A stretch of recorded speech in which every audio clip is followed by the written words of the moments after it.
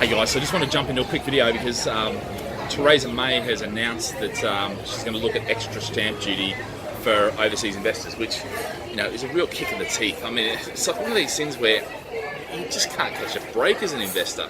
You know, I think that the real issue is that the whole movement now is towards nationalisation, and it's toward, you know, putting yourself first. So if you are an offshore investor, you know, you're getting pushed out.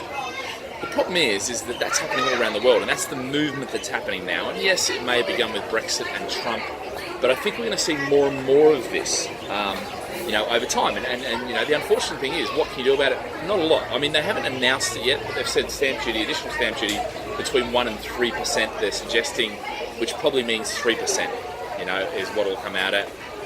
Which, you know, is a huge kick in the teeth. That's on top of it, because obviously you're buying it for investment, the 3%. So potentially that could be another, you know, 4 to 6% on top of the usual stamp duty, depending on what scale it's at. So, you know, the costs are starting to mount, but this is where things are going towards. You know, governments are so inefficient. Governments are friggin' useless. They're just running around looking at ways they can take more money off people without providing any service. That, you know, they need to go back to basics and look at what they're providing. And you know what they need to do? They need to benchmark, you know, because the reality is some of these guys are dinosaurs in the way they approach everything, you know.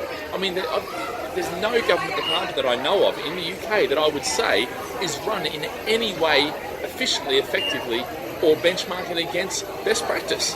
You know, I mean, it's appalling the level of service at every step. And it literally is, let's cut the level of service rather than stopping and going, right, what do we actually need to provide? Let's actually find a way to produce that or to get the results, you know, very quickly in a much more efficient and effective, and that may be on the cloud, online and things like that. It's not happening because what a lot of them are doing is they have to justify charging a fee because they've now got to bring income in. So not only are they taking the tax, they're now charging on top of these. It's just appalling. You know, look, you know, I live in Singapore, and Singapore is one of those places where you see government, and you see how government should run, you see how politicians should act, and you see how, you know, that should be, if anything, every friggin', you know, politician around the world should come visit here and just see how well it runs. And people can say, oh yeah, you're giving away freedoms, it's a dictatorship and all this. It's absolute crap. You know what? If you're not doing the wrong thing, if you're not stuffing around, you know, if you just want to live your life and get on with things, it's a fantastic place to be. You know, no, that's not to say that, you know, I'm being, you know, Singapore, we want everyone to come here and live here and that. But I think one of the key things for everything is you look at other industries and you find out what they're doing well and you integrate that into your industry. That's the whole way that you don't become disrupted.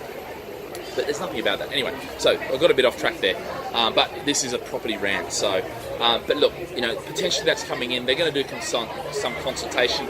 Traditionally, if the government does consultation, they're not interested in listening.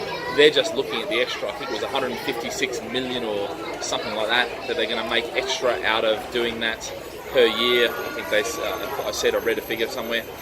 So yeah, it's coming. How quickly it's coming? Well, you know, it's likely to come into effect probably next April.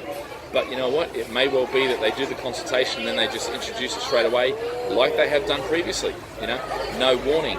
And it will normally be for stuff that isn't exchanged already. So if you're buying something, get it exchanged quickly. Don't let it beat around the bush, and I think you'll be fine. All right, guys. Well, remember, comment, subscribe. Love to get your feedback, and I'd love to, you know, answer your questions. All right, have a great day. Live with passion. Bye.